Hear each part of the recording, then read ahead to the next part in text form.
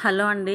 ఇవాళ చికెన్‌తో ఎల్లిపాయ కారం ఎట్లా చేసుకోవాలో చెప్తాను. చాలా సింపుల్ అండి. చికెన్‌తో ఎన్నో వెరైటీలు చేసుకుంటాం కదా! ఇట్లా చేసుకోండి. నోటికి ఏం తినాలనిపినప్పుడు చాలా బాగుంటుంది. బోన్‌లెస్ చికెన్ తీసుకొని మంచిగా నేనైతే ఒక పావు కిలో తీసుకున్నాను. దాన్ని ఉడకబెట్టుకోండి. ఉడకబెట్టిన తర్వాత ఇట్లా చిన్న చిన్న పీసెస్ లాగా స్మాష్ చేసుకోండి. ఈ స్మాష్ చేసుకున్న దాన్ని పక్కకు పెట్టుకొని కడాయిలో ఆయిల్ పోసుకొని కొద్దిగా అందులో కొన్ని జీలకర్ర ఆవాలు, అట్లాగే ఒక గుప్పెడు ఎల్లిపాయలు కొంచెం కచ్చపక్క స్మాష్ చేసుకోండి, వేసేసుకోండి అందులో. తర్వాత ఒక 2-3 ఎండుమిర్చి కూడా వేసేసుకోండి పోపుకి. వేసుకున్న తర్వాత కొంచెం పసుపు వేసుకొని అట్లాగే మనం ఇందాక స్మాష్ చేసి పెట్టుకున్నాం కదా చికెన్, దాన్ని అందులో కలిపేయండి.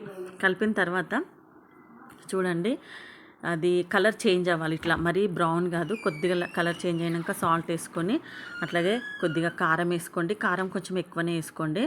మనకి ఇది ఎల్లిపాయ కారం లాగా చికెన్ ఎల్లిపాయ కారం అనమాట, బాగుంటుంది నోటికి. తర్వాత చూడండి మంచిగా ఉడికిపోయింది చికెన్ అనేది. దీంట్లో లాస్ట్కి ఒక నిమ్మకాయ అనేది నేను పిండేస్తున్నా. పిండి ఒక కంటైనర్లోకి, గ్లాస్ కంటైనర్కి తీసుకున్నాను నేనైతే. చూడండి ఇది ఒక 1 వీక్ వరకు ఉంటుంది.